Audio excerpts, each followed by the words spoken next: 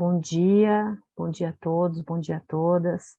É imensa alegria a gente ter esse seminário, né, aqui, que é resultado de um projeto de pesquisa, né, o título do seminário, que também é o título da pesquisa, Colaboração Internacional e Engajamento com a Diáspora de Ciência, Tecnologia e Inovação, Motivações, Influências e Aspirações.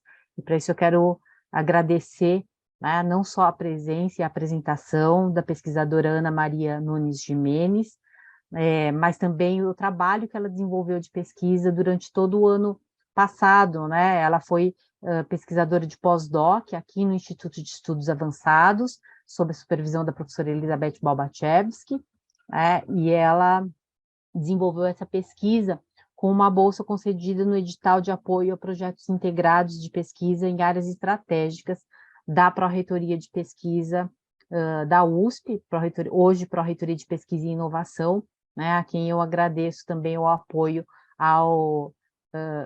às pesquisas que foram desenvolvidas, né, junto ao NUPES, ao Núcleo de Pesquisa em Políticas Públicas, e ao CAEN, que é o Centro de Estudos de Negociações Internacionais.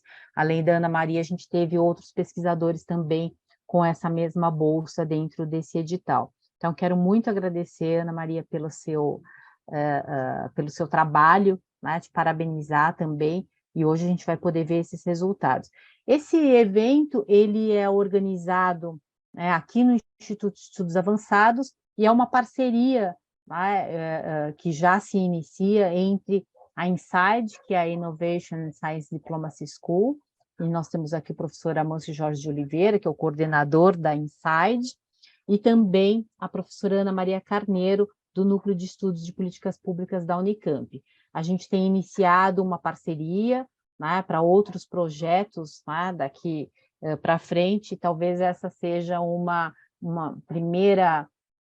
seja um primeiro encontro, né, dessa iniciativa que a gente está fazendo nessa parceria USP-Unicamp, né? Então, também quero agradecer a professora Ana Maria Carneiro por toda a colaboração, né, e por estar aqui com a gente hoje. Agradeço também a Cláudia e ao Sérgio, que estão nos apoiando, que nos apoiaram aí na divulgação do evento, né? Hoje é um ponto facultativo na USP, né? Então, agradeço por eles terem mantido, né, o seminário e vindo aqui hoje nos apoiar. A gente vai receber, as pessoas que estão nos assistindo pelo YouTube, a gente vai receber perguntas, tá? Pelo iaresponde@usp.br, vocês enviando as perguntas, depois da apresentação e dos comentários, a gente vai passar, então, essas perguntas através desse e-mail, tá bom? Então, vou passar imediatamente a palavra para a Ana Maria Gimenez, e para a sua apresentação, Ana. Obrigada. Ok, muito obrigada. Enquanto eu vou aqui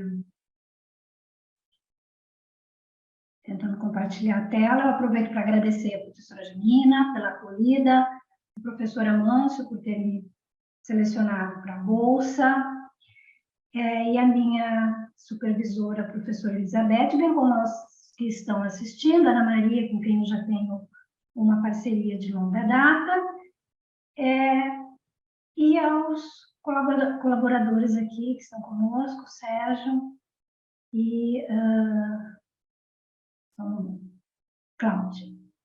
Então, eu vou começar, como a professora Janina falou, foi um projeto desenvolvido no IEA, a minha supervisora foi a professora Elizabeth Balbachevsky, mas eu quero fazer aqui, abrir um parênteses, dizendo que esse projeto ele tem origem a um projeto mais amplo que corre na Unicamp desde 2017 e que eu tenho a felicidade de participar e de ser uma colaboradora desde o seu início, desde a sua concepção. É um projeto que tem diversas frentes, a colaboração com a diáspora em torno da Covid é uma delas, e quando estávamos ainda tentando o financiamento desse projeto, surgiu essa oportunidade de fazer o pós-doutorado na USP, então surgiu a ideia de fazer uma pesquisa micro, né, que desse sustentação a essa pesquisa macro, levantar alguns elementos que agora eu tenho certeza que vão ser úteis para essa pesquisa que agora tem financiamento da FAPESP. Então, é uma pesquisa que passou por aprovação ética e também já foi finalizada, teve aprovação do relatório final. Então, quais foram os objetivos gerais? Primeiro eu vou apresentar os objetivos gerais, depois eu apresento o conjunto de dados que foram selecionados, porque foi um ano de pesquisa, as entrevistas começaram apenas em maio, então não tinha como utilizar todos os resultados.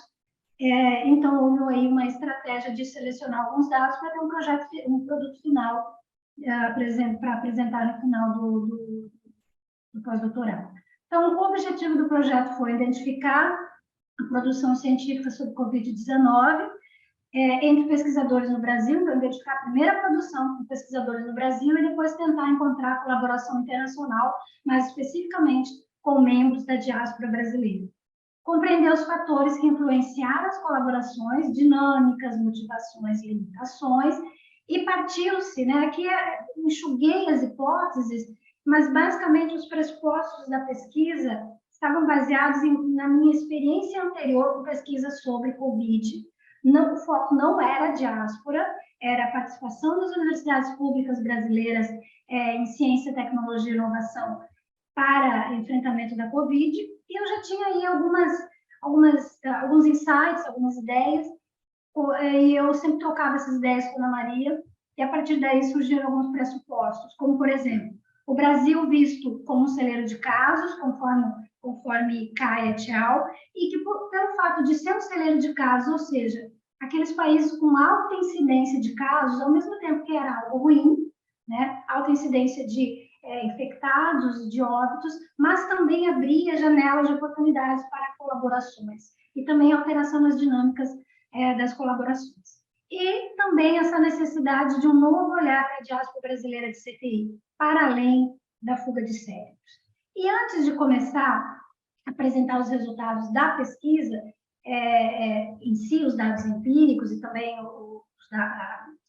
o arcabouço teórico, eu trago aqui alguns resultados, né, anteriores a esse, eu chamo de working paper, na verdade eu entreguei como um artigo, mas está um pouco extenso para ser um artigo. Então, eu tive 2 resumos expandidos, aprovados e apresentados em eventos, um evento internacional, esse de baixo aqui é um evento que aconteceu em Portugal. Nesse momento, quando eu submeti, não tinha praticamente muitos dados empíricos ainda, mal tinha começado a pesquisa, então eu resolvi apresentar a estratégia metodológica que eu estava concebendo e desenhando para essa pesquisa. Achei que não seria apresentado, mas não seria aprovado, mas me surpreendi com uma boa aceitação dos pareceres muito elogiosos.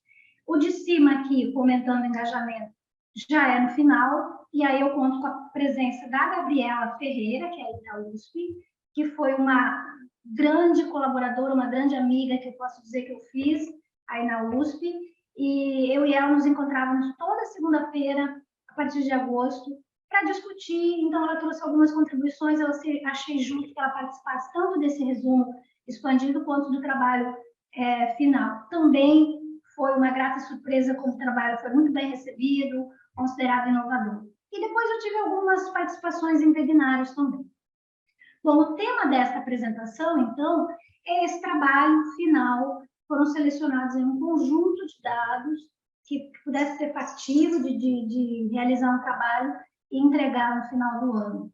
E é o título da apresentação, então, que é Colaboração Internacional, Engajamento da Diáspora de CTI, Motivações, Influências e Aspirações. O arcabouço teórico da pesquisa. O arcabouço teórico da pesquisa é bastante amplo, diversificado, posso dizer que é multi e interdisciplinar, e eu trago aqui, então, alguns pontos, né? Começando com diáspora, o conceito amplo do Kuznetsov e do Freikmann, que são as populações do exterior que compartilham uma identidade nacional, cívica ou étnica com uma determinada pátria. Há mais ou menos um consenso na literatura de que o termo diáspora não deveria ser usado para toda e qualquer população no exterior, mas sim aquelas, como Yamashiro e Birkenkopf mencionam, que têm uma consciência diaspórica, se sentem vinculados a uma determinada pátria, mesmo que não tenham nascido nela. E, enfim, o termo que eu utilizo na pesquisa, que é diáspora brasileira de CTI, ou diáspora altamente qualificada, que são aqueles expatriados, aqueles que estão no exterior e que atuam em campos científico, técnico, tecnológico ou do ensino superior. Para além da fuga de cérebros, a gente parte da ideia de que, embora fuga de cérebros exista e deve ser um fenômeno que deve ser enfrentado, e que os países, sim, o Brasil, deve proporcionar aos seus doutores, aos seus profissionais, né, aquelas pessoas que tiveram todo um trabalho, toda uma trajetória para se formar, para se titular, obviamente que deve ter um ambiente doméstico propício para essas pessoas. Agora, o fato é que a mobilidade internacional, ela não pode ser obstada, porque ela já foi comprovada a partir de vários estudos que ela é boa para a ciência. Então, a gente parte da ideia de circulação de conhecimento, de circulação e não de fuga ou de perda, e que também pode haver ganhos recíprocos para ambos os países, tanto os países anfitriões, que basicamente o que se vem sustentando ao longo do tempo, que são os países do norte global, que acabam, né, cooptando, que acabam, né, atraindo esses cérebros dos países do sul global, desfalcando esses países. Obviamente, é isso que acontece, mas não precisa ser só isso, né? Os países de envio também podem se beneficiar, mas isso não nasce do nada, isso precisa ser cultivado, isso precisa ser incentivado, fomentado. Então, aí que vem a ideia de estratégias para a diáspora, né? Que são iniciativas políticas sistemáticas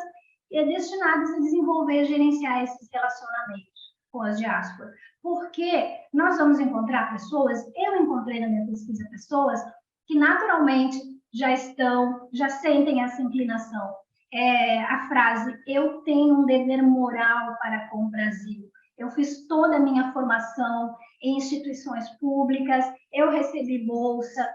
É uma obrigação moral eu retribuir para o meu país. Mas a gente sabe que isso não é comum, mesmo no Brasil, nem todas as pessoas se sentem compromissadas com as instituições das quais elas saíram. Então, mas isso pode ser cultivado. Então, você cria um ambiente favorável ao engajamento com a diáspora, e isso envolve mudanças nas estruturas políticas, jurídicas e regulatórias, construção de capacidades.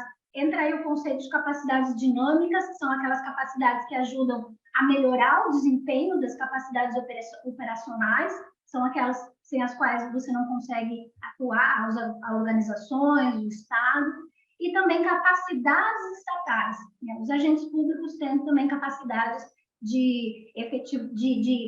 tanto de criar políticas públicas, quanto de promover interações com demais atores e também executar essas políticas.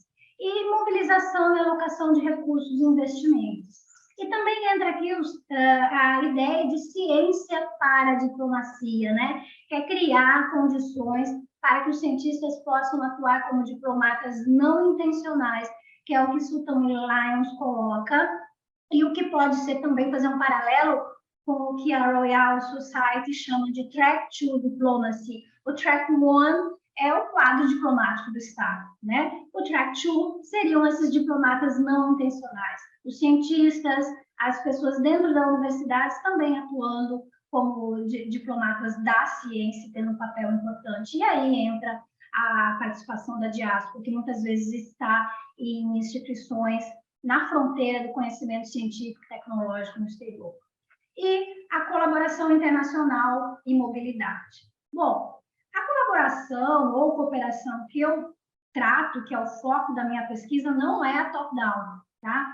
Essa que acontece entre países, que é muito mais burocrática e que exige aí acordos, convênios de cooperação entre países e que vai obedecer a determinados objetivos. Não é esse o foco, é a bottom-up, aquela mais corriqueira, aquela do dia a dia, que acontece muitas vezes informalmente, sem convênios. Inclusive, eu ouvi de um docente, muitas vezes, quando a universidade faz convênio com determinada universidade no exterior, é um casamento arranjado. E nem sempre esse casamento arranjado atende às parcerias informais que a gente já tem com pessoas no exterior. Então, as amarras burocráticas, muitas vezes elas também não atendem às necessidades das pessoas. Então, a mobilidade internacional, como eu já mencionei anteriormente, ela já foi mencionada como importante para a ciência, né?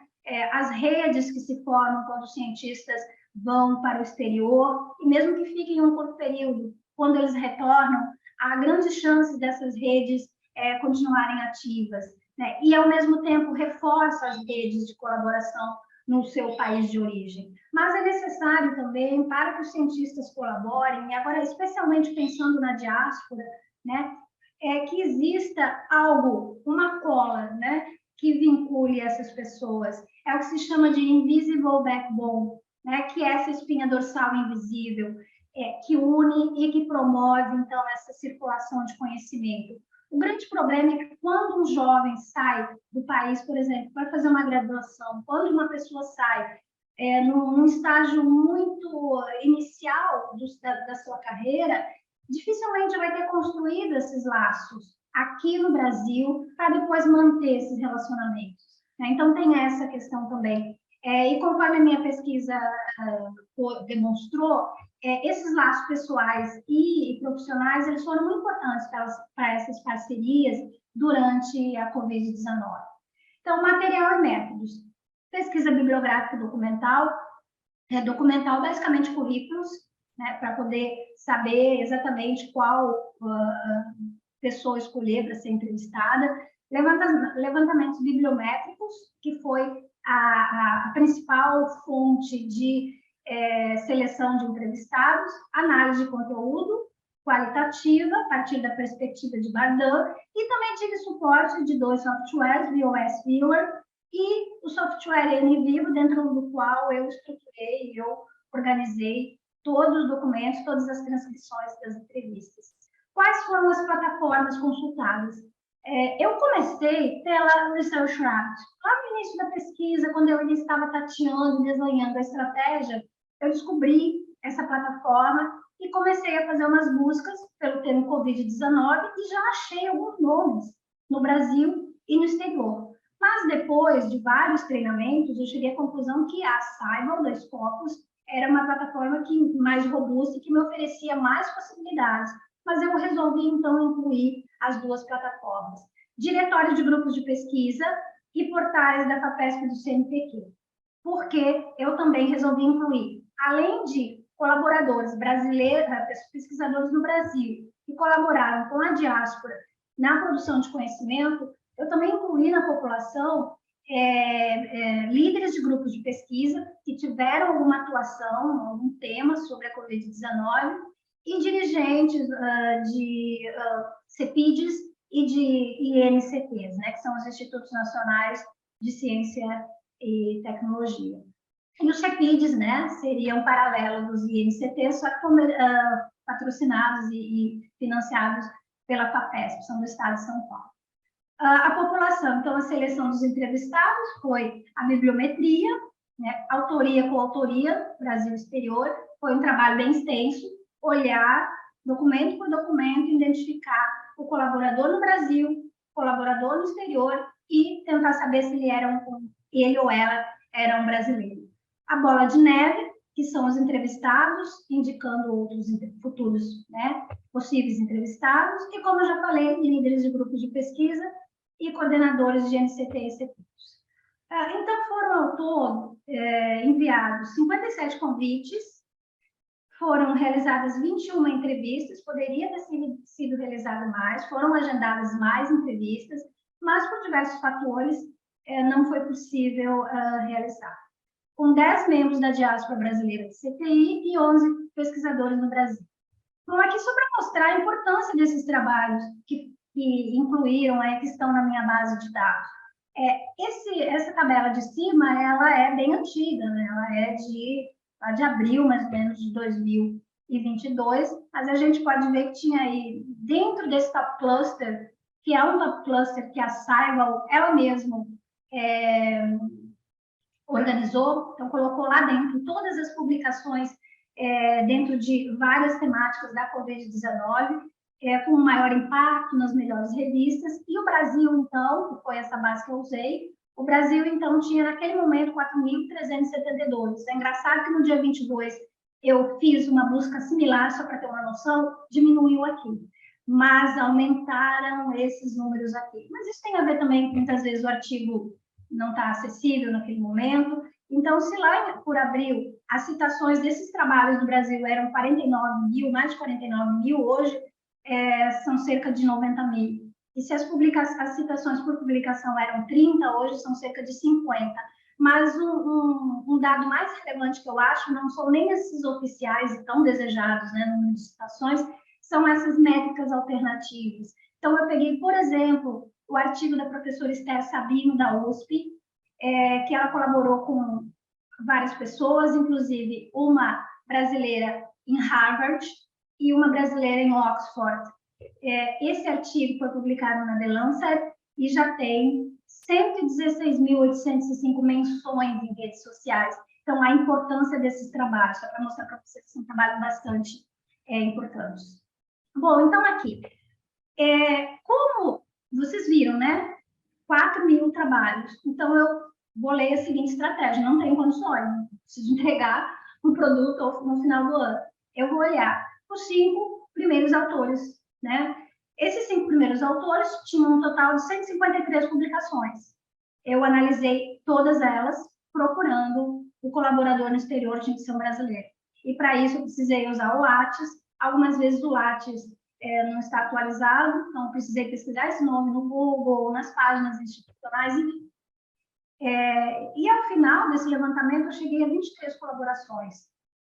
E ali na plataforma Research Rabbit, eu achei 93 trabalhos. Depois excluí os trabalhos duplicados, os trabalhos que não tinham nenhuma relação com o escopo da pesquisa, eu achei 12. Então, ao todo, são 35 trabalhos que formam a minha base, e aqui é uma rede de colaboração desses pesquisadores. Então, podemos ver que alguns pesquisadores são centrais nessa rede, como a professora Esther Sabino, por exemplo, e também eles têm alguma ligação, algum colaborador dessa rede tem ligação com outros, né? E tem alguns que estão em redes diferentes.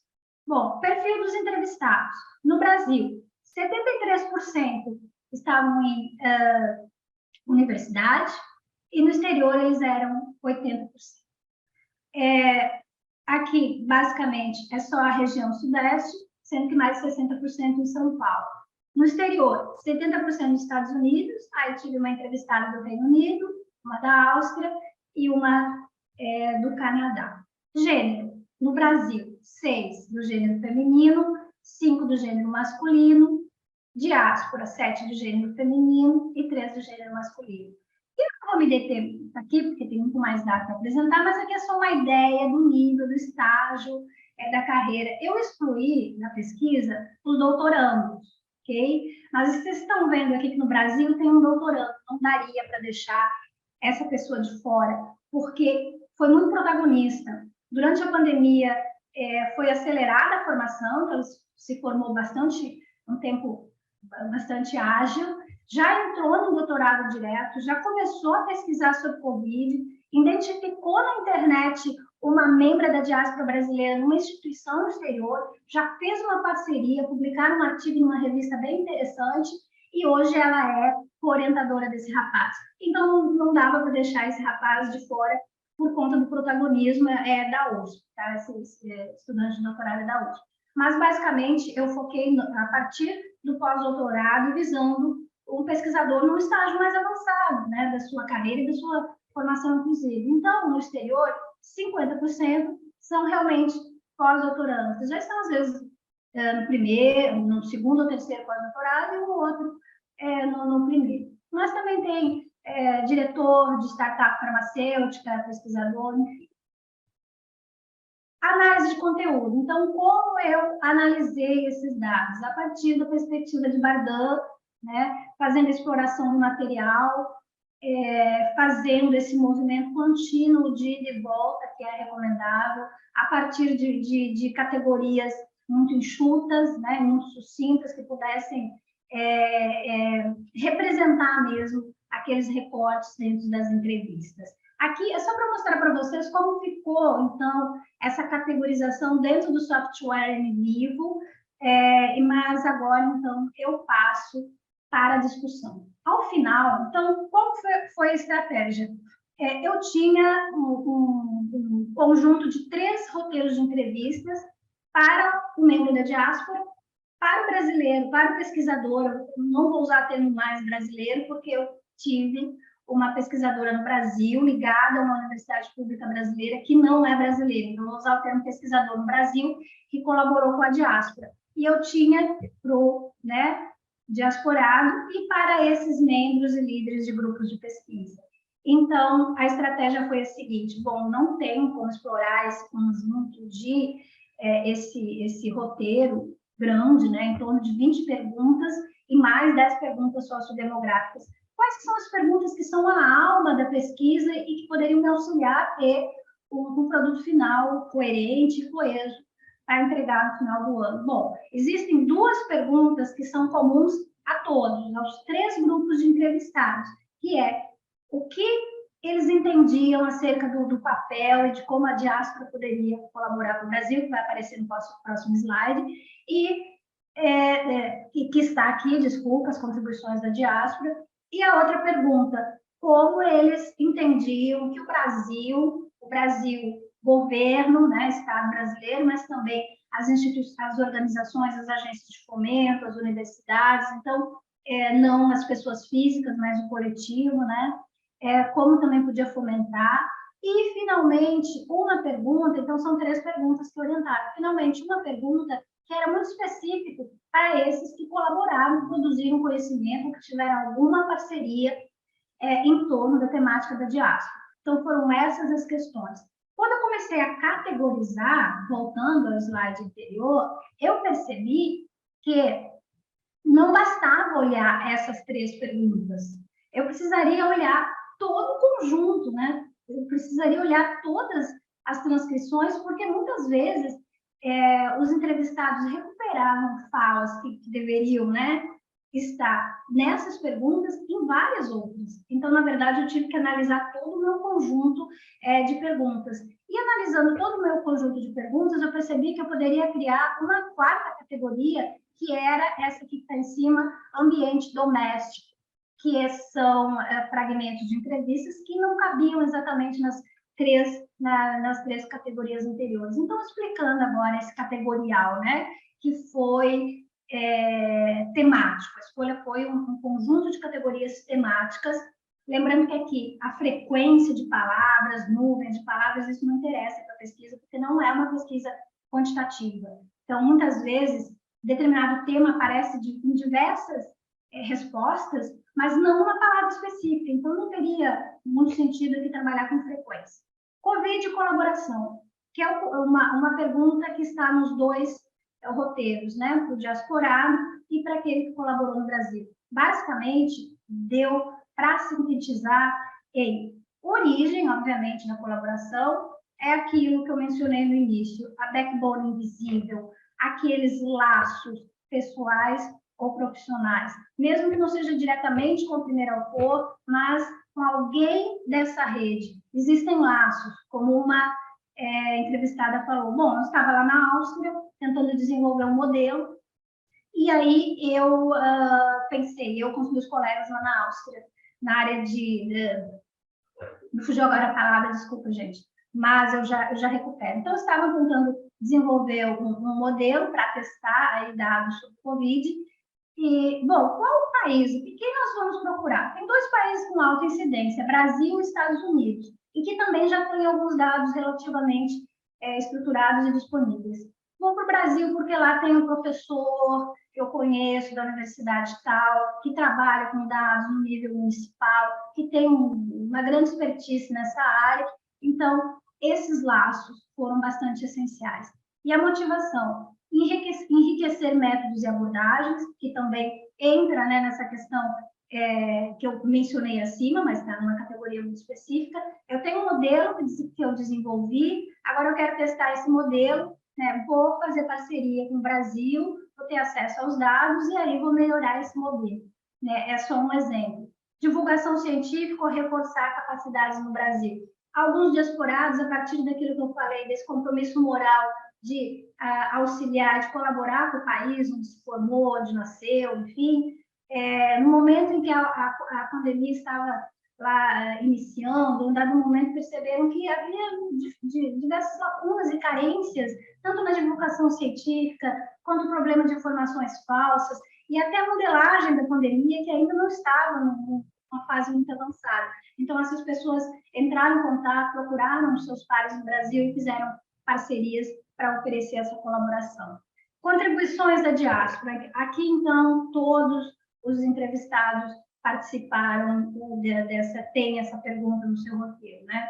Basicamente é a diáspora abrindo portas, servindo de ponte, de catalisadores, de antenas, de facilitadores, gerando oportunidades de mobilidade internacional, seja recebendo colegas, seja recebendo estudantes como orientadores, mesmo na graduação ou na pós-graduação. Então, também trazendo à luz conhecimentos acerca das possibilidades de mobilidade internacional. Basicamente, essa é uma das grandes contribuições da diáspora. E a segunda, né, intercâmbio de conhecimento e colaborações. Projetos conjuntos com seus pares no Brasil. É tão interessante aqui que eu tenho um depoimento de um rapaz que está nos Estados Unidos e que, por conta desses laços, então vocês veem que está tudo ligado, por conta desses laços pessoais e profissionais, continua com parcerias fortes com a Universidade Brasileira,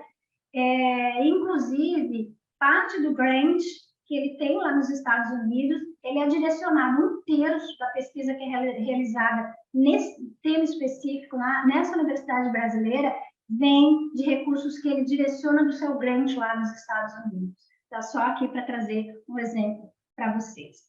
O engajamento com a diáspora é aquela pergunta que tem a ver, se a categoria foi criada, aquela pergunta que tem a ver com a ideia e a opinião dessas pessoas sobre como o Brasil, né, agências de fomento, Brasil, o Estado, universidades, enfim, deve agir, como poderia facilitar. Bom, uma das falas, assim, e mais constantes, e aí que proporcionou que eu criasse essa subcategoria mudança de mentalidade, é a valorização da diáspora, tá? E também vencer burocracias. Valorização da diáspora, enxergar a diáspora como um ator importante, que pode ser importante, fugir essa ideia de fuga de cérebros, inclusive os pares fugir dessa ideia de um desistente, né? De alguém que desistiu e que foi embora, e enxergar como um possível parceiro em diversas colaborações. Vencer burocracias, entra aqui aquela ideia de que muitas vezes casamentos arranjados não funcionam, né?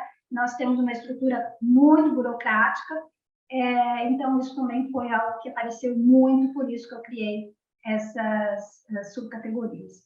Políticas para engajar a diáspora. Então, criar e manter canais de comunicação, muito importante, o fluxo de informações, você saber quem são essas pessoas, onde elas estão, mas não só isso, né? Poder acioná-las quando necessário. Projetos muito específicos, que eu discuto isso depois aquilo que eu considero as contribuições do trabalho.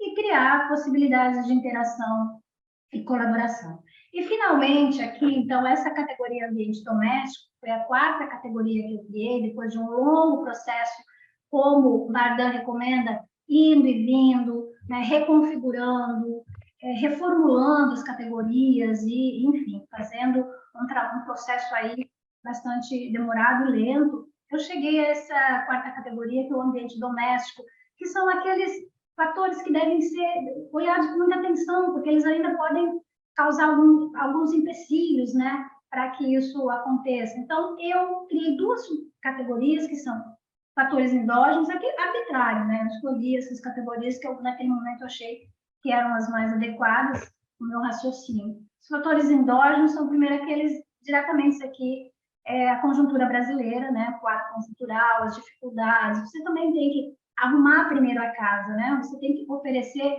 oportunidades para os que estão aqui. E até para alguém que está aqui colaborar com o seu par no exterior, ele também precisa dar uma contrapartida, né? E a gente sabe que, na maioria das vezes, fazer ciência no Brasil é um ato heróico.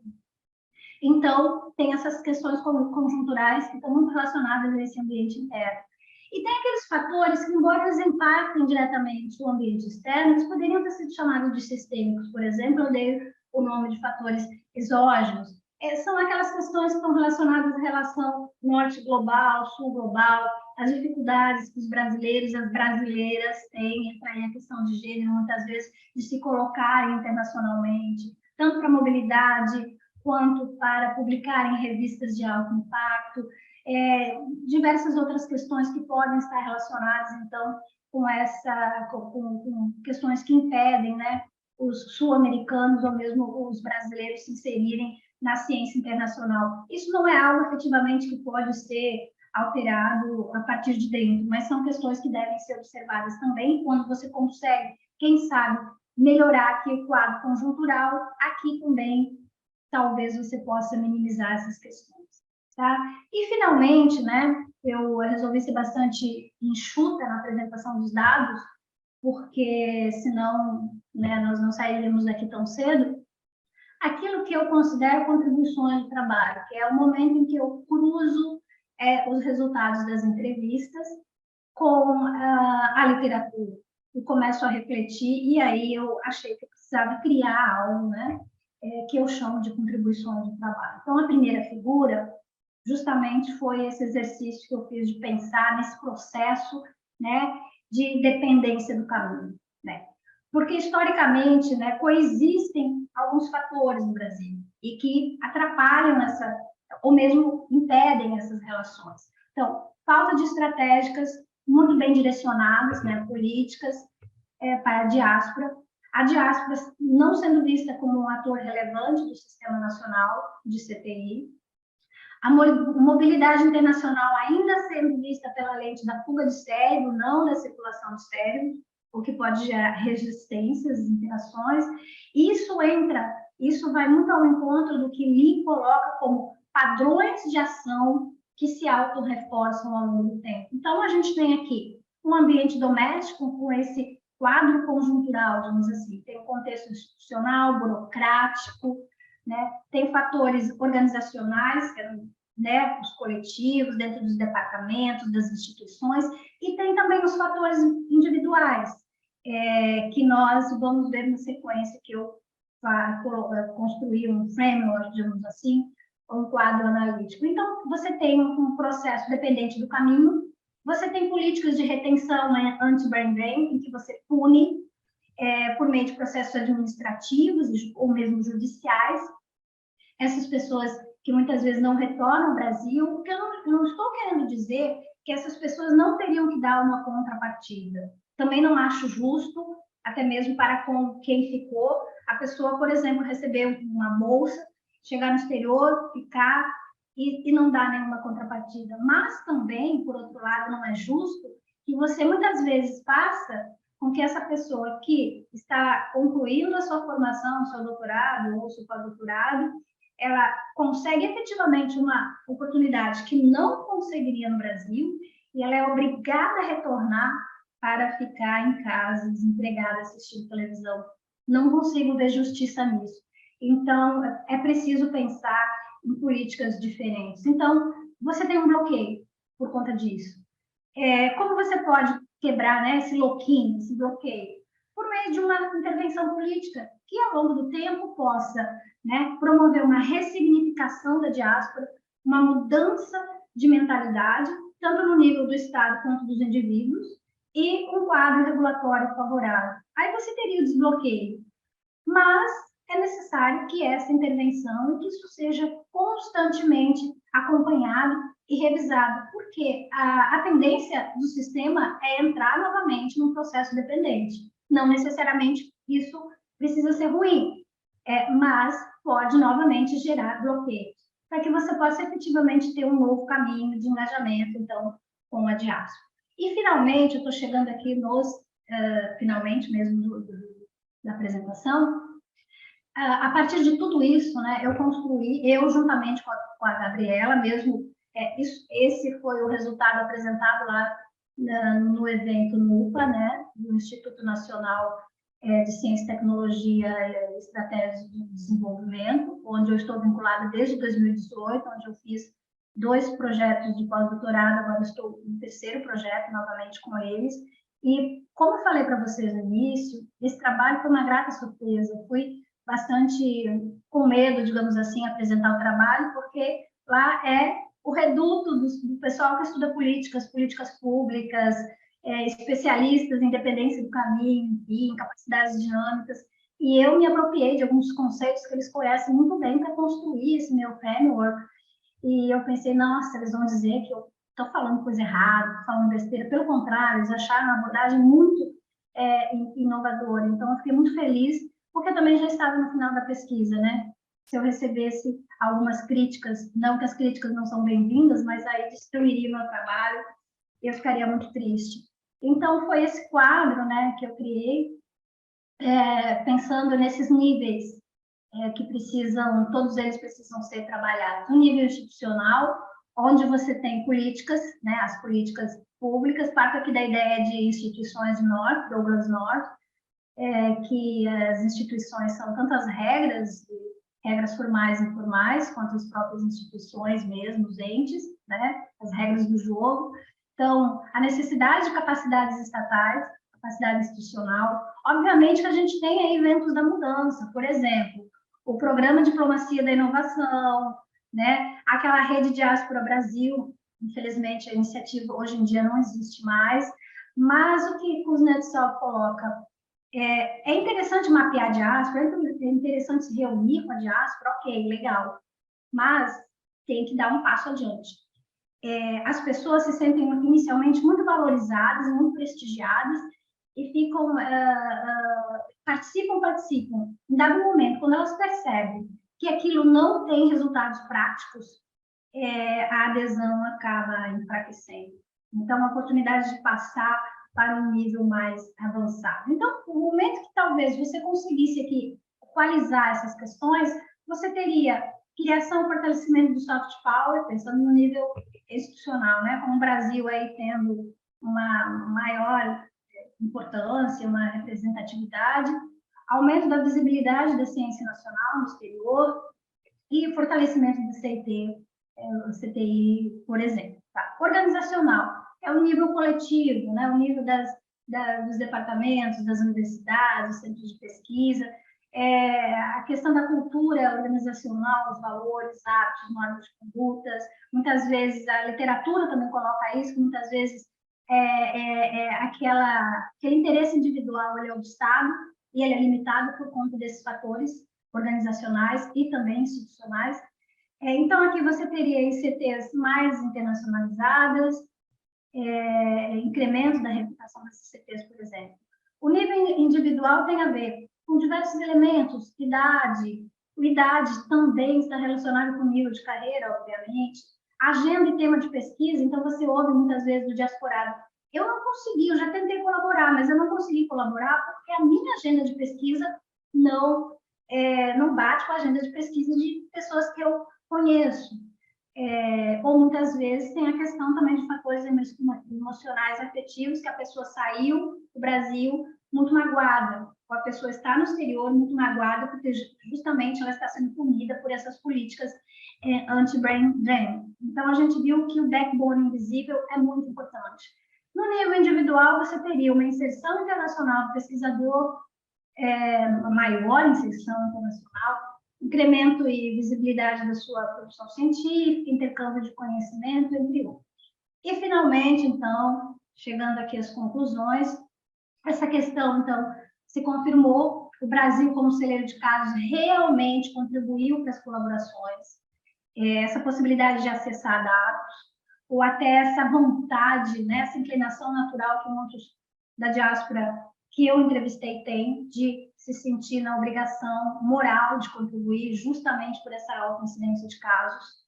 As visões e expectativas dos entrevistados se alinham com as recomendações da literatura especializada, ou seja, possibilidades de colaboração, condições necessárias e limitações. Então, conclui-se que ainda há muito ser feito, né? Enfrentar burocracias, ressignificar a diáspora, criar capacidades dinâmicas e capacidades estatais, fomentar os relacionamentos, estabelecer estratégias. E aí eu me apropriei, né, dessa ideia da Mariana Mazzucato, que são as políticas orientadas por missões. que isso casa muito com o que tanto Birkenhoff e Kuznetsov colocam, que é você ter objetivos muito específicos. Birkenhoff tem uma frase que eu gosto muito, que ela diz que os países deveriam visar os mobilizados e não mobilizar os visados. E Kuznetsov coloca algo muito parecido, ou seja, muitas vezes o Estado fica visando determinado cientista ou pesquisador que está lá fora, porque ele tem uma grande reputação, mas muitas vezes essa pessoa não tem interesse. Então, começa-se com projetos específicos, projeto a projeto, né, visando aquelas pessoas que automaticamente já têm aí interesse, e aí depois você vai ampliando esse escopo, né? Estimular sinergias e interações entre a diáspora de CTI e o Brasil. Bom, pessoal, era isso que eu tinha para dizer. Eu agradeço imensamente. Eu encerro aqui com todas as nossas redes sociais do Projeto Diáspora Científica Brasileira, coordenada pela Ana Maria Carneiro, que está aqui conosco, e agradeço novamente pela oportunidade. Obrigada pela apresentação, Ana Maria. Eu vou então passar a palavra aos nossos debatedores. Registrar também que a gente tem um público que está nos assistindo pelo YouTube, e se alguém tiver alguma pergunta, pode enviar para o iearesponde@usp.br. Tá? Eu agradeço. Vou passar imediatamente a palavra, então, ao professor Amâncio Jorge de Oliveira, que é o coordenador da Escola de Diplomacia Científica e da Inovação da USP. Obrigada, professor. Obrigado, Janina, pelo convite para participar desse importante debate aqui. Parabenizar a Ana Maria Jimenez pelo excelente trabalho, resultado de uma pesquisa empírica muito bem construída. Dizer que é uma satisfação aqui estar com as colegas Ana Maria, e Janina, com quem a gente tem uma colaboração já com um tempo razoável e muito bem sucedido. Eu quero, Ana, fazer algumas considerações em dois níveis, muito breves, estruturadas da seguinte maneira. A primeira é a respeito desse paper, que eu imagino que esteja em estágio de edição para eventualmente a publicação, envio para publicação, né? Eu acho que você mesmo disse que tem algumas questões de estrutura do paper que precisam ser reformadas, como relação ao tamanho, etc. Então, espero que sejam úteis nesse sentido. São recomendações muito breves com relação ao paper atual. Mas também queria, na sequência, sugerir o spin-off desse paper, ou seja, o que me parece que, a partir do ponto que vocês chegaram, o que me parece interessante fazer como agenda de pesquisa propriamente. Então, essa segunda parte, por favor, não tome como solicitações ou sugestões de mudanças da estrutura desse paper, que eu acho que não compete, ela já está muito bem feita a ponto de ganhar uma publicação feitas as revisões. Eu começo a dizer o seguinte: do paper como está estruturado agora, me pareceu um paper de natureza exploratória, portanto, com um tom descritivo, mas extremamente bem feito e muito calcado dentro do empírico. Por que eu digo que me parece um tom exploratório barra normativo, né? Quer dizer, ele não tem propriamente uma hipótese em que você vai fazer um teste de hipótese. Ela não é anunciada, portanto, você não faz isso ao longo do paper. E me parece que o estágio da pesquisa é bom que você tenha feito dessa maneira, porque você poderá construir hipóteses a partir desse estudo bastante exploratório. Mas, ainda assim, dentro desse perfil de estudo exploratório, eu queria que você reagisse a uma percepção que eu tive com relação ao fato de que o paper, ele, a despeito de ser uma descrição e um artigo exploratório extremamente bem feito, às vezes ele assume tom normativo, que é um pouco militante no bom sentido, ou seja, você tem um diagnóstico, você parte de uma a priori forte que as diásporas são positivas, né? E constrói não só a argumentação do paper e os dados empíricos de entrevistas para corroborar isso. Eu te sugeriria, eventualmente para esse ou para o segundo paper, que você tentasse argumentos contra-intuitivo, não é, contrafactuais, que você tentasse capturar, eventualmente, elementos que derrubem essa tese, que testem essa tese no polo negativo, ou seja, porque parece que todas as perguntas acabam reforçando, até pela indução da pergunta, reforçando a importância da diáspora. Tá certo? E aí a gente, pelo universo eventualmente entrevistado, que são pessoas bem-sucedidas na conexão com diáspora, você fica sem uma espécie de grupo controle para saber, bom, e as diásporas que não dão certo? E as experiências negativas? Tá certo? Então, nesse sentido, me parece que seria interessante você diminuir o peso normativo do paper. Tá certo? A própria conclusão diz isso, demonstramos que as diásporas são importantes. Né? Para um policy paper, né, para um paper de orientação de políticas públicas, perfeito, isso funciona e é importante.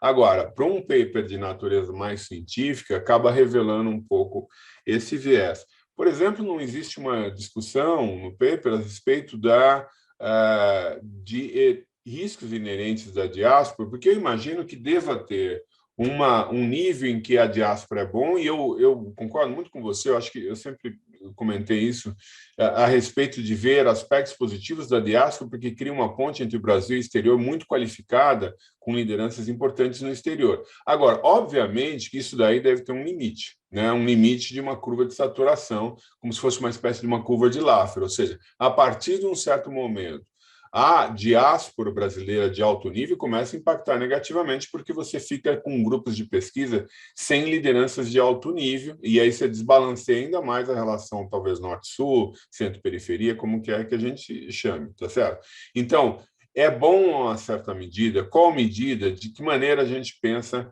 essa limitação, induz um pouco, mas entende? Quer dizer, existe um threshold aí em que isso passa a ser negativo, e aí me parece evidente, você esvazia toda a elite nacional, se não tem como fazer colaboração, porque aqui não tem massa crítica efetivamente, tá certo?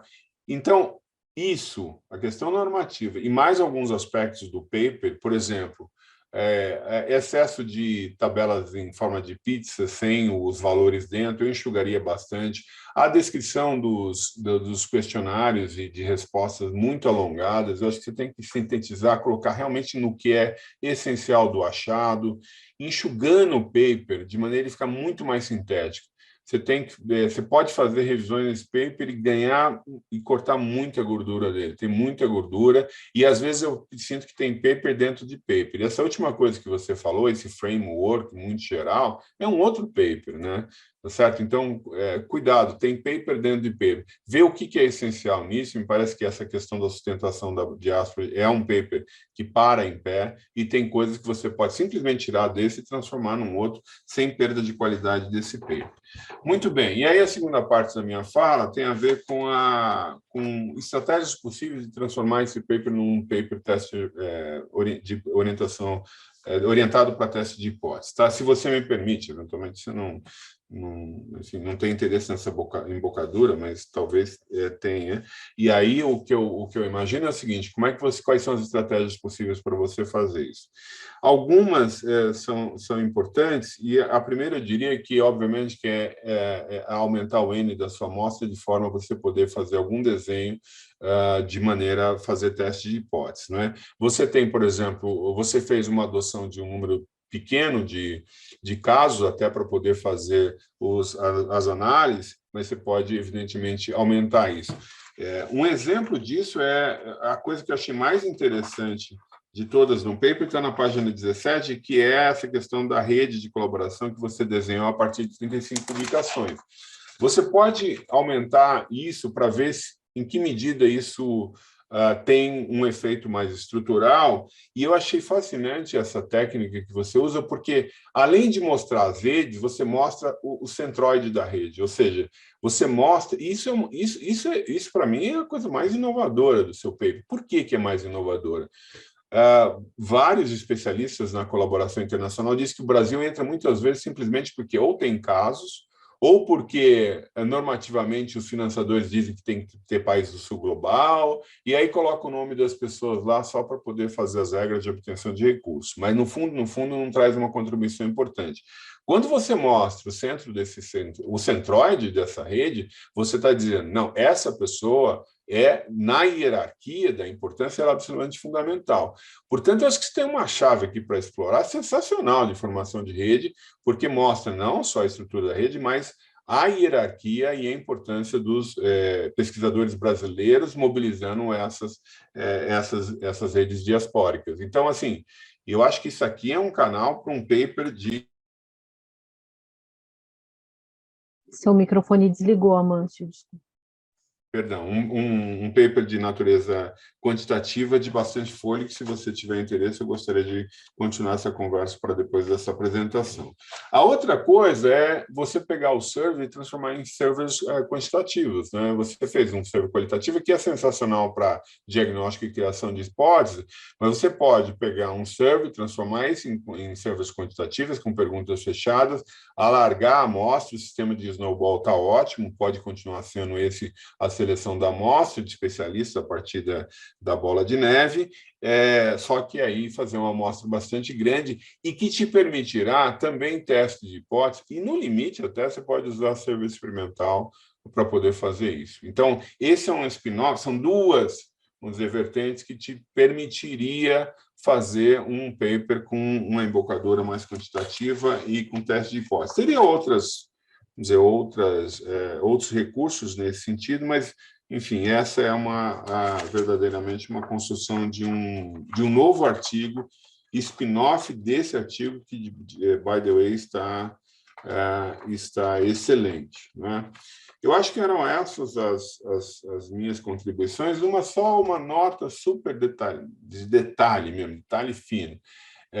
Na versão brasileira, mantém a ideia de path dependence. Ninguém fala dependência de caminho. Assim, eu custei entender o que era isso, aí depois que eu vi que tinha path dependence. Essa é uma questão de tradução e de estilo do paper. No mais, é inovador o teu paper, excelente, merece uma boa publicação, vocês estão super parabéns.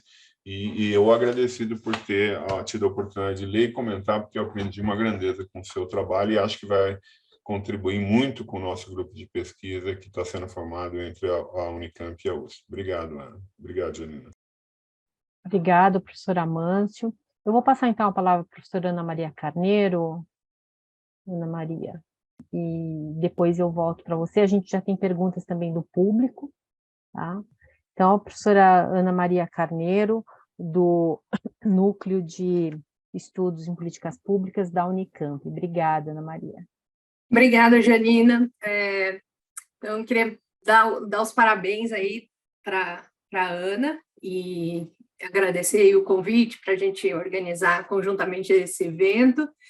Eu acho que, de fato, é um passo importante para a nossa interação e para projetos futuros, né? Projetos que já estão em andamento, né? Já estão sendo gestados.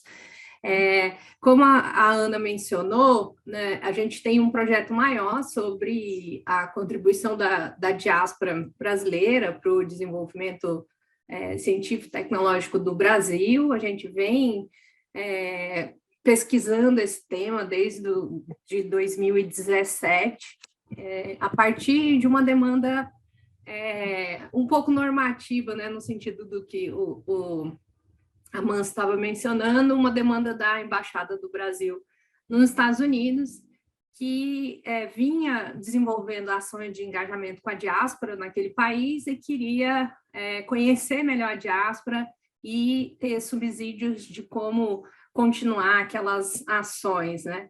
Depois disso, a gente passou a se envolver com outros postos, né, do Ministério das Relações Exteriores, e apoiar o desenvolvimento de atividades de engajamento com a diáspora e sempre tentando levar um pouco, né, do conhecimento teórico, né, para as ações práticas das embaixadas e dos postos, né? E mais recentemente a gente focou nessa pesquisa sobre a contribuição da diáspora no tema da Covid, né?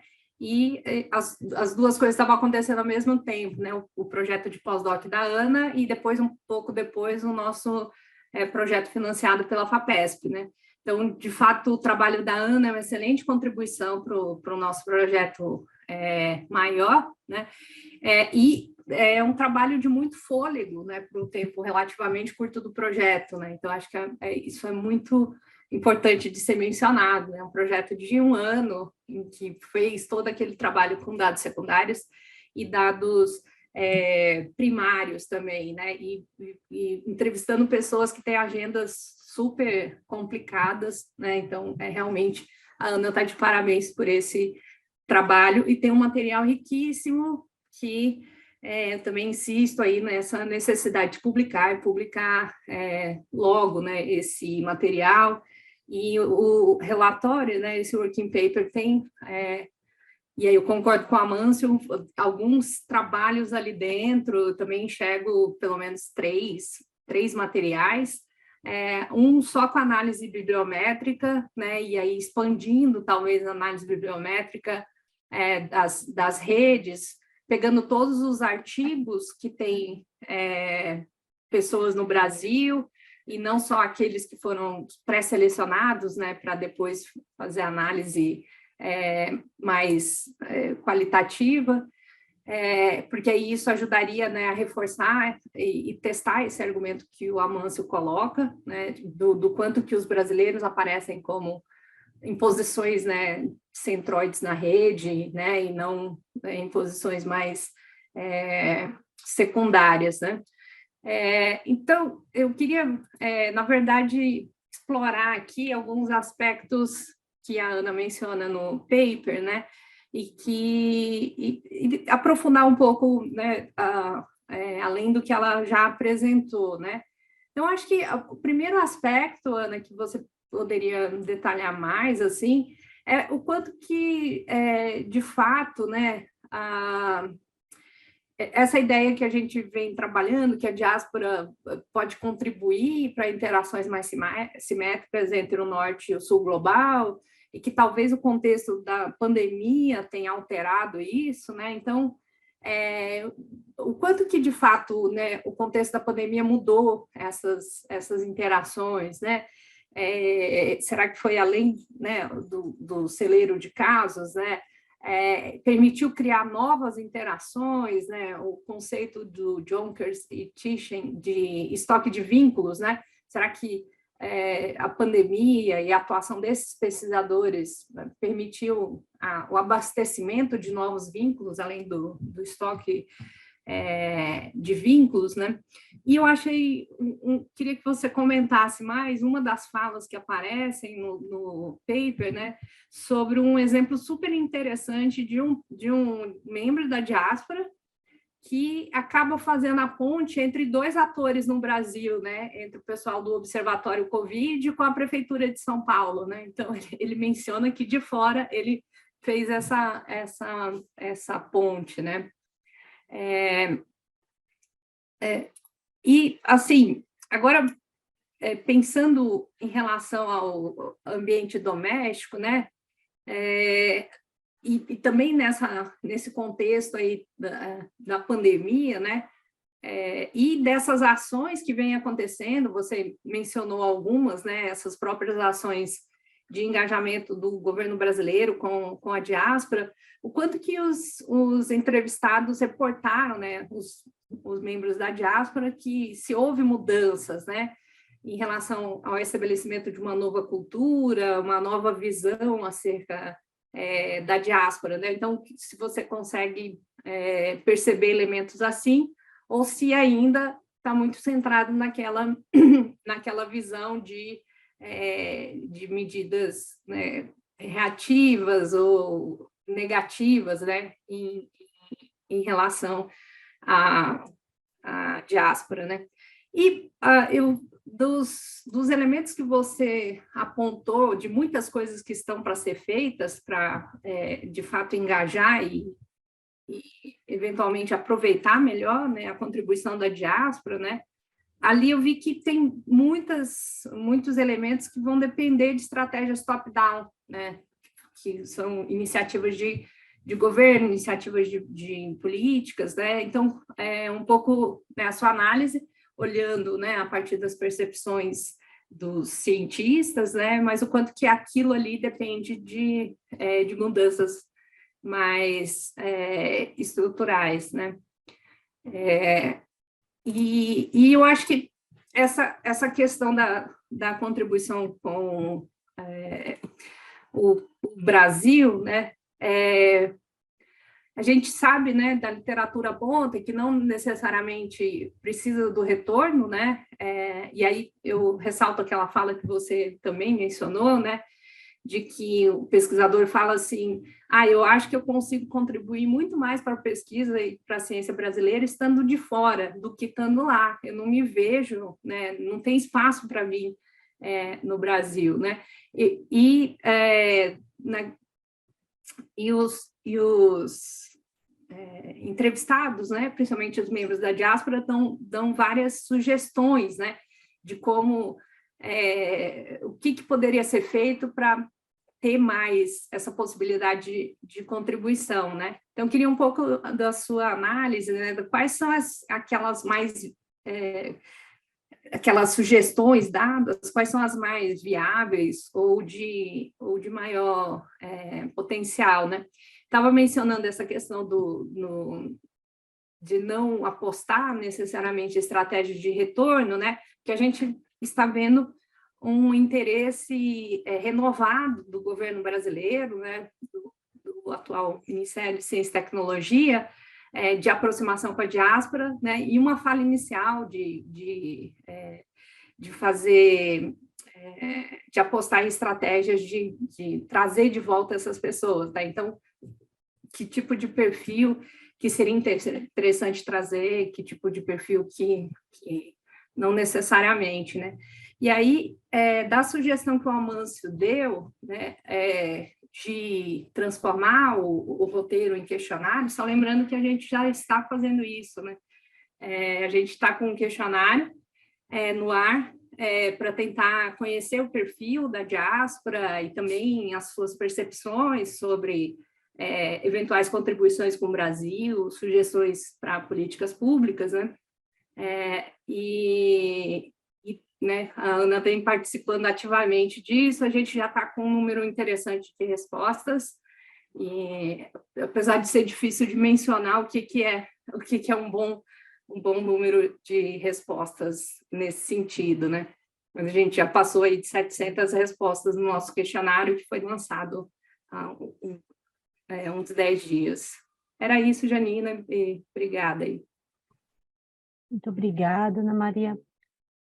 Você quer reagir, Ana Maria Gimenez? Eu vou fazer algumas considerações, eu acho que até a Ana Maria Carneiro já fez algumas considerações que mais ou menos vão ao encontro do que o Amâncio falou, eu só quero reforçar, então. Realmente, Amâncio, eu acho que a Ana Maria até já explicou, esse cunho normativo realmente ele existe, porque todo esse nosso envolvimento com questões da diáspora, ele parte de uma demanda, digamos assim. Então, ele parte de um cunho normativo, ele parte de uma tentativa de falar acerca da diáspora, falar acerca da importância dela. Todos os nossos estudos são nessa linha. Mas eu acho que você está coberto de razão, eu concordo, não discordo de você. Seriam interessantes estudos sobre os riscos inerentes, né? Isso não foi incorporado na nossa pesquisa, porque realmente a gente tinha que meio essa orientação que a gente foi seguindo.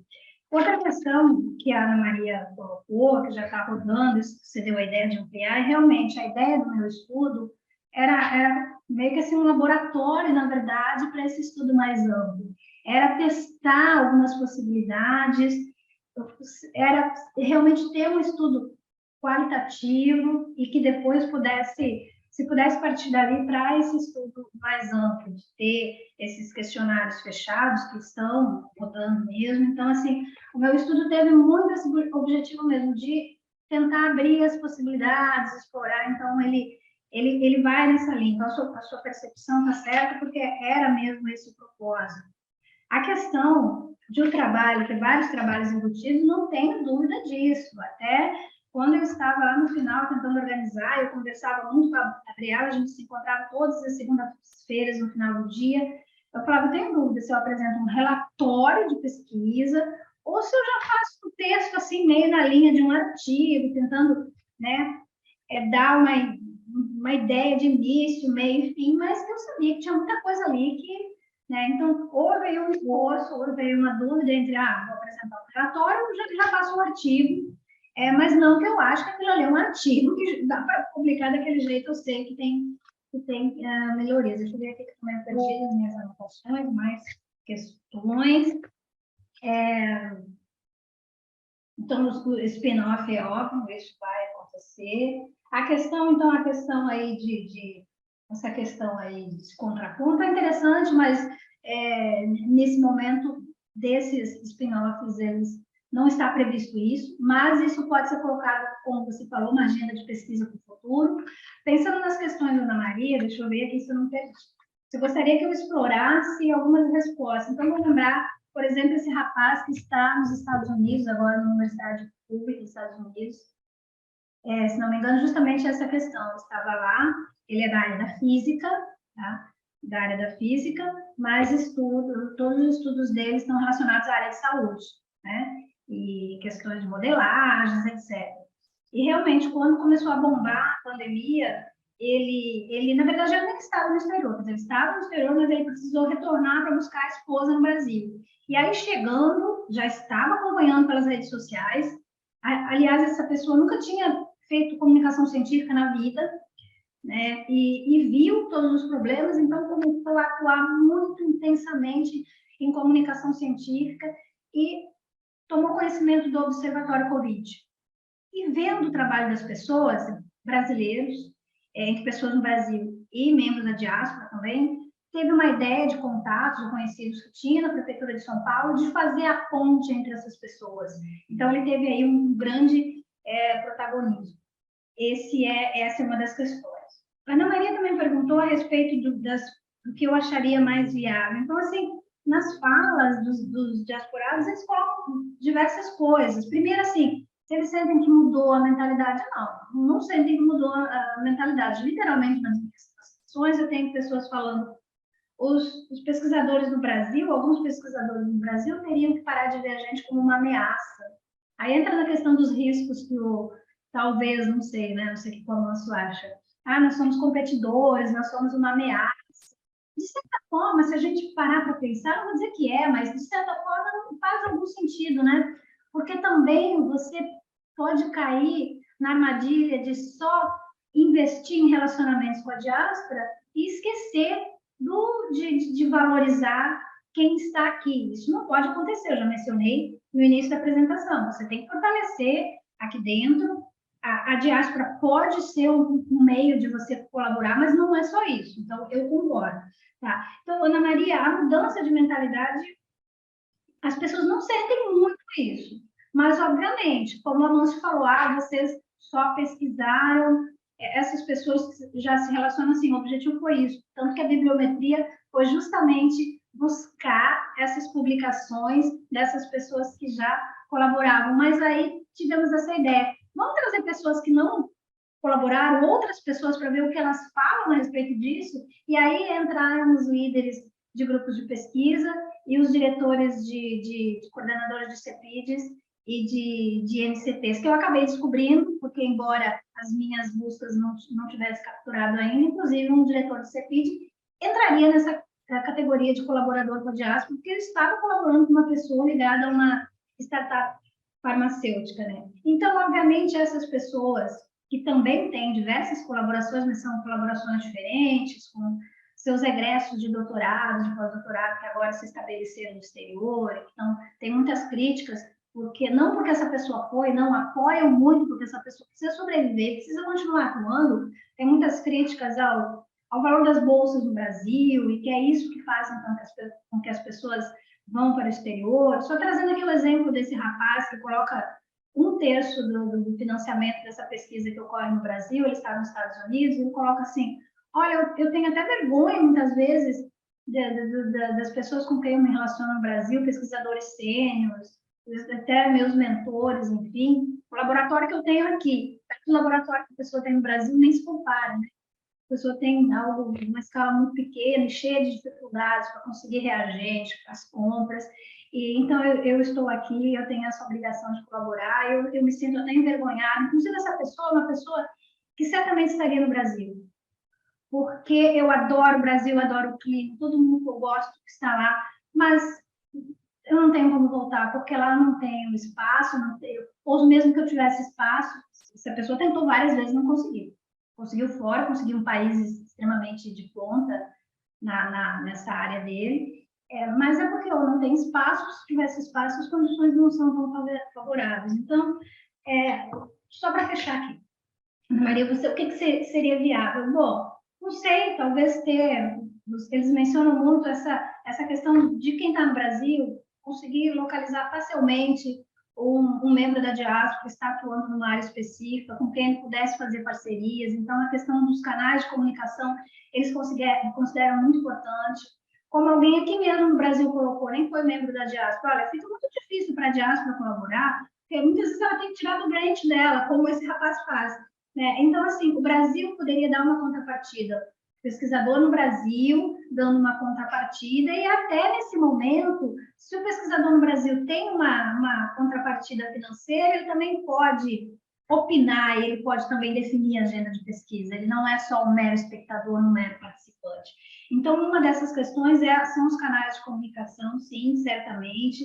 São, quem sabe algo, não vou dizer que é o melhor exemplo, quem sabe algo na linha da Rede Raízes, né, do programa Raízes na Argentina, que tem vários mecanismos, facilitadores, não saberia dizer o quão bom ou quão ruim é esse programa, mas pelo menos existe uma lei, existe uma estratégia, existe uma política específica tentando fazer as pontes, até com subsídios para retornos de curta duração, enfim, mas sempre com a ideia de fortalecer o ambiente de CTI nacional, né? A princípio seriam essas ideias no momento, não sei se eu me perdi aqui, mas basicamente é isso, Janine.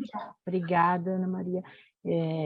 Registrar, acho que é uma coisa importante, né, do seu trabalho, assim, que ele faz parte de um projeto maior, né, que a Ana Maria Carneiro está coordenando pela FAPESP, né, então acho que realmente faz todo sentido, assim, o trabalho, digamos assim, prévio que você fez, né, e eu acho que as sugestões, né, dadas aqui, tanto pelo professor Amâncio e professora Ana Maria Carneiro, eu acho que são bastante pertinentes, porque é isso, é uma agenda de pesquisa, né? Você continua trabalhando nessa agenda de pesquisa, né? Que eu acho que é muito importante. Tem uma pergunta aqui, parcialmente acho que você respondeu, mas queria comentar aqui, é do Leonardo Azevedo. Ele é doutor em Ciências Sociais pela Universidade Federal de Juiz de Fora. Bom, está te parabenizando, né, pela sua pesquisa, que é muito interessante, e a questão dele é assim, eu gostaria que você comentasse mais sobre o conteúdo das entrevistas, se houve algum ponto ou questão em especial que apresentou diferenças ou divergências nas respostas e nos discursos dos pesquisadores que estão no Brasil e os que estão no exterior. Bom, só para avisar que o Leonardo faz parte do nosso grupo, né, de pesquisa da diáspora. Bom. Deixa eu tentar recuperar aqui, Leonardo. Eu não vou dizer que são visões contraditórias, eu não lembro de ter encontrado visões contraditórias, mas eu senti, sim, da parte de quem está no Brasil, eles concordam, sim, que a diáspora pode ser interessante e tal, mas eles estão no Brasil, eles estão submetidos a essas condições, né? Muitas vezes, especialmente nos últimos tempos, completamente difíceis para se fazer ciência. Então, claro, a gente sente ali um forte tom de uma necessidade de você valorizar quem está dentro. Então, é mais nessa linha, nem tanto visões completamente contrárias, um achando que não, a diáspora é tudo de bom, o outro achando, quem está lá se achando, né,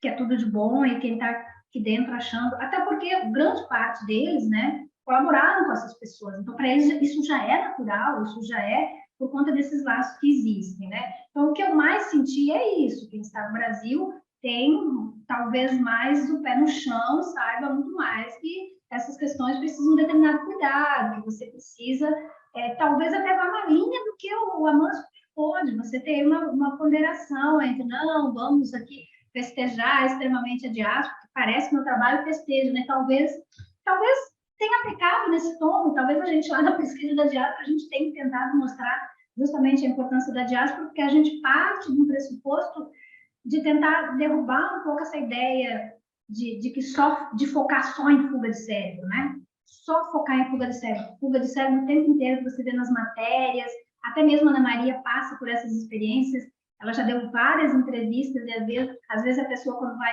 organizar a matéria, né, desvirtua algumas coisas, né? Enfim, a nossa militância seria nesse sentido. E, claro, que no momento, eu acredito que tem que ter essa discussão mais crítica também, obviamente, né? Mas, nesse momento, a nossa militância é nesse sentido, tentar mostrar que a saída de brasileiros, a mobilidade internacional, ela não precisa ser só vista sob a ótica, sob a lente da fuga do cérebro. Talvez a gente, às vezes, pese a mão e caia nesse viés que o Amâncio falou. Mas, para concluir, então, Leonardo, eu não senti, eu não consigo, estou tentando recuperar aqui de memória, porque, né, são extensos essas transcrições, eu não consegui sentir visões contraditórias. O que é natural é que quem está no Brasil, por mais engajado que esteja, como mostrou lá na rede de colaboração, alguns elos muito fortes, muito engajados com a diáspora, são mais ponderados a respeito disso, e com toda a razão, porque eles sabem que primeiro a gente precisa valorizar quem está aqui dentro e muitas vezes penando para fazer ciência no Brasil. É mais nesse sentido. Muito obrigada, Ana Maria. Eu acho que a gente não tem perguntas mais aqui no YouTube. Eu queria só fazer uma questão para você, Ana.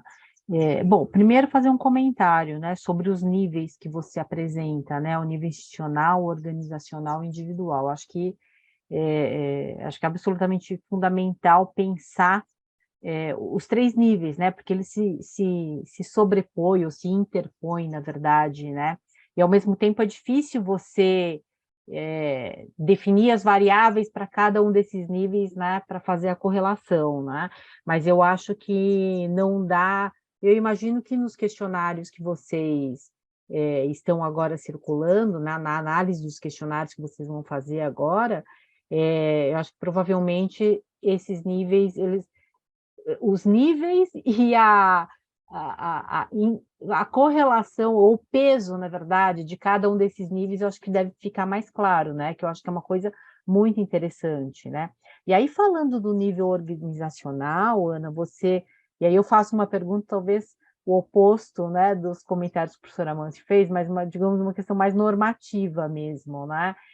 Porque hoje em dia eu acho que assim, o seu tema também, quer dizer, além de inovador, é um tema que está no centro da discussão, né, da política científica hoje, das políticas públicas na área de ciência, né, que é um pouco a linha que a gente, junto com a Ana Maria Carneiro, a gente vem trabalhando, né, nessa parceria USP-Unicamp, né.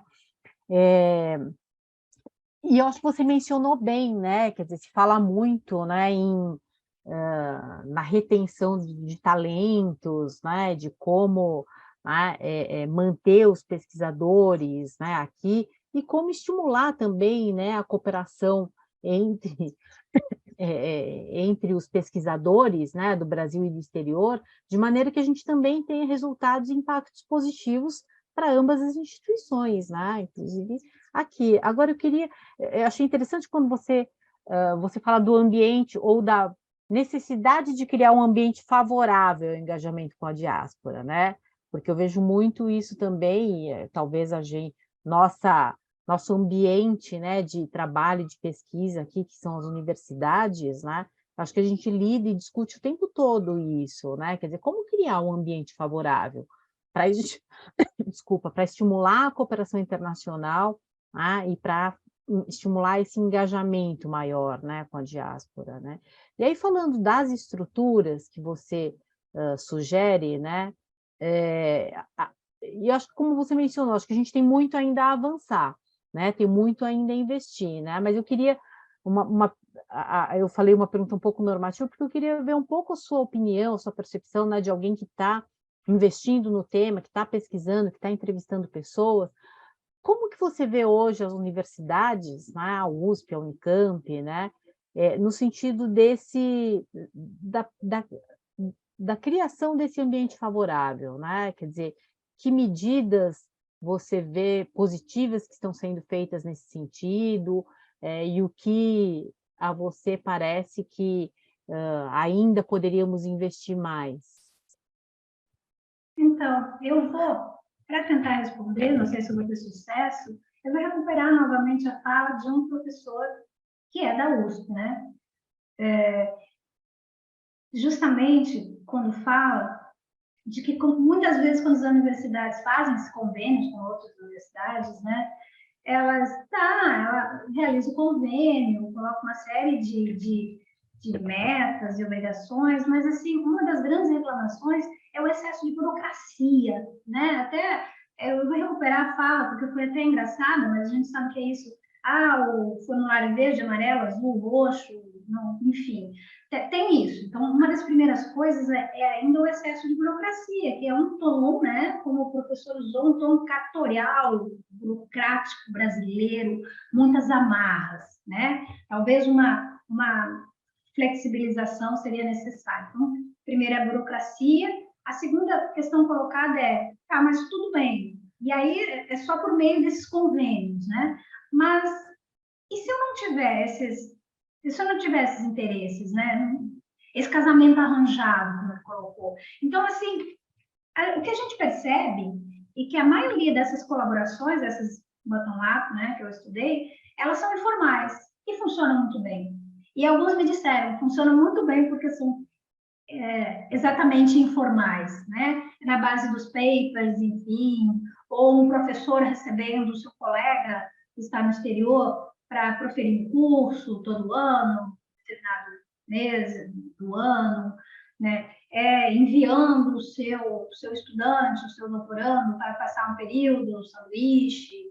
Então, esse tipo de colaboração flui melhor do que essas amarras todas formais. Então, assim, eu acho que embora a universidade brasileira propague aos quatro ventos, né, não só a universidade, mas, enfim, o cenário inteiro, precisa internacionalizar, eu acho que existem ainda muitas amarras e muita burocracia envolvida. Já é burocrático para nós que estamos aqui, né? Os pesquisadores, por exemplo, quando precisam fazer as suas aquisições, as suas compras, né? Uma das questões que aparece dentro da burocracia também é isso, nessas dificuldades. Então, a própria internacionalização, esses próprios relacionamentos são dificultados por conta da extrema burocracia que tem aqui. Então, enquanto o pesquisador brasileiro precisa preencher vários formulários, a compra, aquele processo de compra em que ele tem que gerir o seu financiamento, ele tem que fazer o relatório, ele tem que comprar, ele tem que orçar, e o pesquisador no exterior ele tem um staff que cuida do seu ente e ele pode se dedicar àquilo que realmente interessa, que é fazer pesquisa. Então, é difícil você colocar essas pessoas em contato com essa extrema burocracia. Então, já teve casos de pessoas que perderam possibilidades de parcerias mais formalizadas mesmo, por conta das amarras que tem no Brasil e dessas burocracias que entravou tudo e que se perdeu muitas vezes, essa concorrência, digamos assim. Então, assim, uma das grandes questões para o Brasil é essa questão da burocracia, tentar viabilizar questões mais flexíveis e fluidas, e aí cai naquilo que a Ana Maria colocou. Muitas das questões nem depende das pessoas, né? Não depende, é institucional, que vem a partir dessa questão normativa, regulatória e também de costume arraigado, né? Então, Não, eu concordo, realmente a burocracia é uma das coisas que, que é um entrave, né, nas nossas parcerias, né? Eu acho que a gente não tem mais perguntas aqui no chat, então eu quero muito agradecer a sua apresentação, Ana Maria Gimenez, parabenizar pelo seu trabalho, acho que vamos continuar trabalhando em parceria, né? Quero agradecer a professora Ana Maria Carneiro, aqui do Núcleo de Estudos de Políticas Públicas da Unicamp, e também ao professor Amâncio Jorge de Oliveira. Ele teve que sair para uma reunião no Museu do Ipiranga, né? Ele atualmente é o vice-diretor do Museu do Ipiranga, mas também quero agradecê-lo aqui. E é uma parceria do Núcleo de Estudos de Políticas Públicas da Unicamp com a Escola de Diplomacia Científica e da Inovação, que está sediada no IEA. E eu aproveito também para dizer que a chamada para participar da escola está aberta, né? É uma escola avançada da FAPESP, que vai acontecer de 27 de julho a 4 de agosto, e a gente lançou ontem a chamada para, enfim, pesquisadores e alunos do mundo todo participarem, né, dessa escola da INSIDE, né, que é a Innovation Science Diplomacy School. Ana Maria Carneiro, Ana Maria Gimenez, muito obrigada. Mais uma vez agradecer também ao público que esteve aqui nos acompanhando pelo YouTube e também o apoio aí do pessoal do IEA. Muito obrigada e bom final de semana.